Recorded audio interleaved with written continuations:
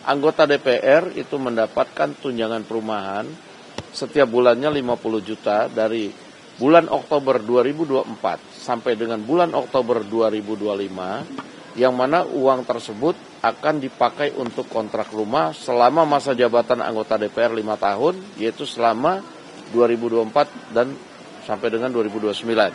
Setelah bulan Oktober 2025, anggota DPR itu tidak akan mendapatkan tunjangan kontrak rumah lagi.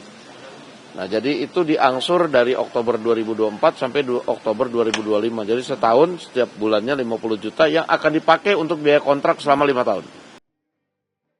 Setiap bulan, seorang anggota DPR bisa menerima 50 juta rupiah hanya untuk tunjangan rumah.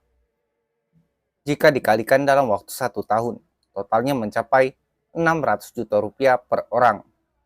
Dan kalian harus ingat, di periode 2024-2029, jumlah anggota DPR sebanyak 580 orang.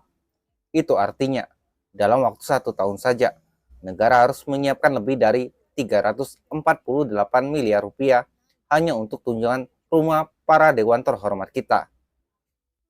Pertanyaannya, apakah benar wakil rakyat kita tidak memiliki rumah? Apakah benar rumah dinas yang ada tak bisa direnovasi dengan biaya yang jauh lebih murah? Atau apakah ini hanya alasan lain untuk menyedot uang rakyat dengan cara yang tampak lebih elegan, tetapi secara moral ini sangatlah menyakitkan hati rakyat?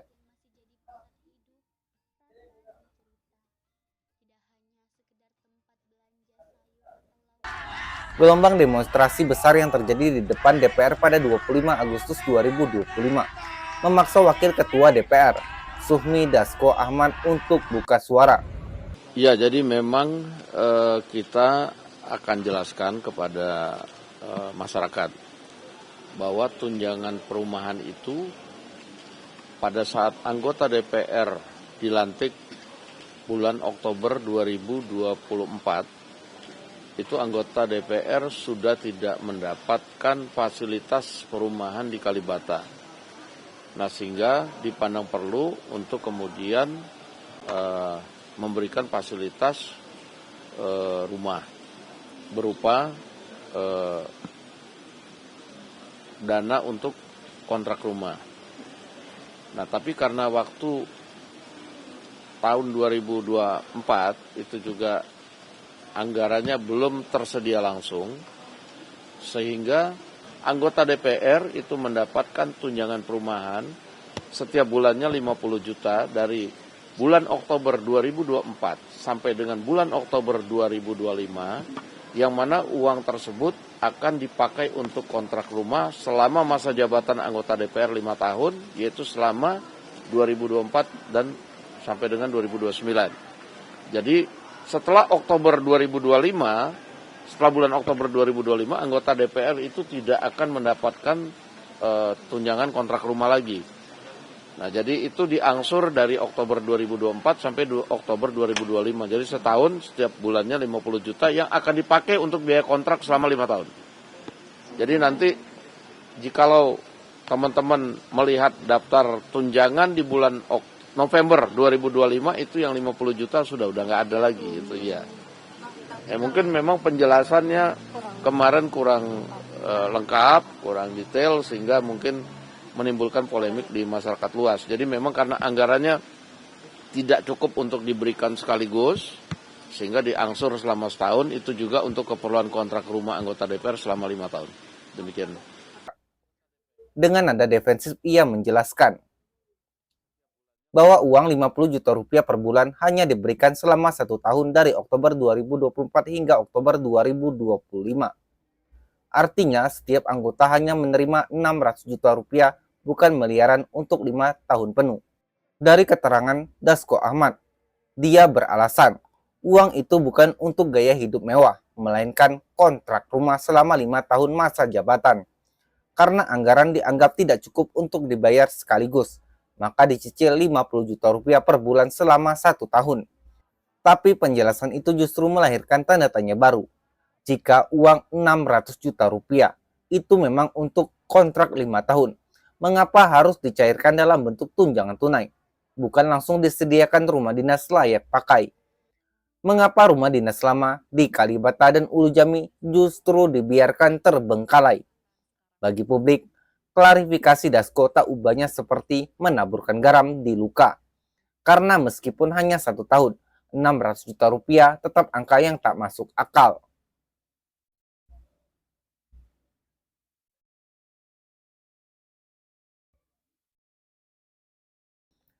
Mari kita bongkar angkanya. Menurut data resmi dari DPR, biaya renovasi rumah dinas per unit hanya sekitar 2 juta rupiah per meter persegi. Dengan rata-rata luas rumah dinas 230 meter persegi. Total renovasi hanya 483 juta rupiah. Jauh lebih murah daripada tunjangan 600 juta rupiah. Logikanya sederhana. Dengan anggaran 348 miliar rupiah. Total tunjangan setahun untuk semua anggota DPR. Negara sebenarnya bisa merenovasi lebih dari 700 rumah dinas baru. Tapi mengapa DPR justru memilih jalan tunjangan tunai yang jauh lebih mahal? Peneliti Formapi, Lucius Karus, menilai alasan rumah dinas tak layak hanyalah dalih politis. Baginya tunjangan ini lebih sebagai cara DPR mendapatkan uang cash untuk kepentingan pribadi.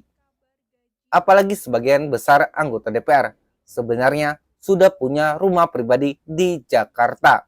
Dengan kata lain, tunjangan rumah ini lebih mirip subsidi kemewahan, bukanlah sebuah kebutuhan.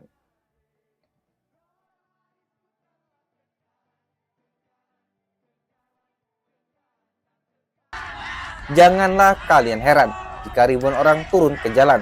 Unjuk rasa besar yang ricuh pada 25 Agustus 2025 hanyalah puncak dari gunung es. Kemarahan rakyat atas DPR yang tak lagi peka.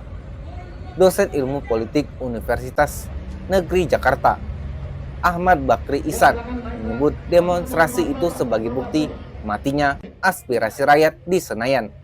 Ketika suara rakyat diabaikan, parlemen jalanan pun bertumbuhan. DPR yang seharusnya menjadi rumah rakyat kini dipersepsikan sebagai istana kemewahan. Bagaimana tidak? Saat rakyat terhimpit harga beras, DPR malah mendapatkan tunjangan rumah mewah. Saat rakyat berdesakan di kontrakan sempit, DPR justru berbicara soal kontrak rumah bernilai ratusan juta. Saat BPS mencatat 34,75% rumah tangga masih tinggal di rumah tidak layak huni, DPR justru menambah fasilitas dirinya. Bukankah ini wajah nyata dari ketidakadilan struktural kita?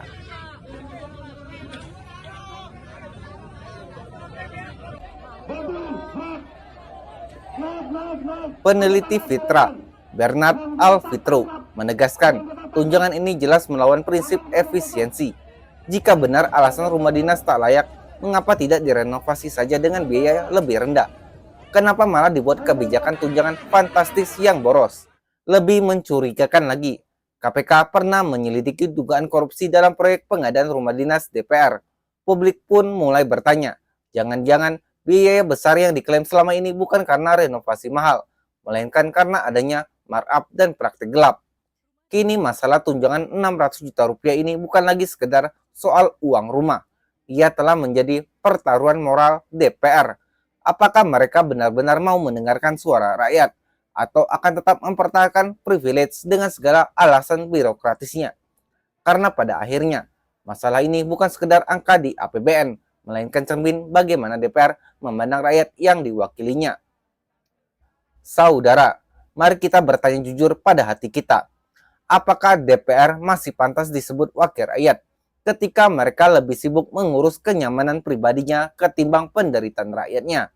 Apakah kita harus terus menonton sementara uang rakyat dipakai untuk kemewahan segelintir elit? Ataukah sudah saatnya rakyat lebih lantang bersuara agar Senayan tahu kesabaran rakyat ada batasnya? Tulis pendapat Anda di kolom komentar dan jangan lupa subscribe agar kita bisa terus mengawal penggunaan uang negara bersama-sama. Karena suara kita adalah senjata terakhir untuk memastikan DPR kembali menjadi rumah rakyat, bukan rumah kemewahan. Sampai jumpa di video berikutnya. Stay waras di dunia yang semakin gila.